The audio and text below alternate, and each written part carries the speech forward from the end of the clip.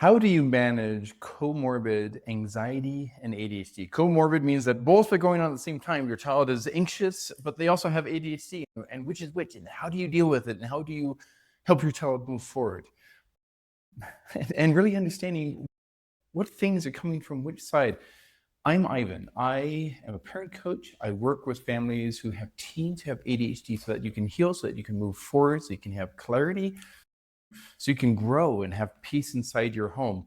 And anxiety and ADHD often are found together, but many parents are left wondering, okay, wait a minute, what's going on? Does my child have anxiety? How do I treat the anxiety? Does my child have ADHD? Do I treat the ADHD? Which one do I need to work with first? What do I do? Oh my goodness, this is so frustrating. And the answer is it's both. And it comes back to understanding the brain. Now, if I put in my fist and I pretend like this is my brain stem, spinal cord going down my back, and so this is the middle part of my brain, and I'm going to take my other hand and put it on top, and this is the outside part of the brain. Different parts of our brain do different things. And this part in here has a lot of automatic responses, things that just information comes in, we experience life, and then we have some sort of a response. And this is called sensory processing. We have information, sensory information, movement, touch, sound, sight, all this pressure, and pain. All this stuff comes into this middle deep part of the brain, mixes together, and then it goes up to the higher centers of the brain. Now, it's really important to understand that deep in here, we have some other stuff going on. We have emotions, we have memory, that's all housed in here. But when we have a lot going on and there's traffic jams, and this often happens with ADHD, there's so much coming in, but I don't have a clear path forward. And so it just clogs up and gets bounced around and bundled up. And then we have something in here that I like to call the guard dog. It wants to keep us safe. But when this information crash happens, it gets its hackles raised up and it's like, hey, wait a minute, there's too much going on. We need to do something. And then we have that fight, flight, freeze response, and things shut down. And this is where the anxiety comes from.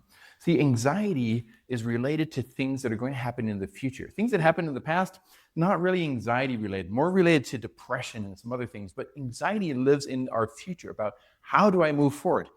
If you think about this, we have information going in here and then it gets clogged.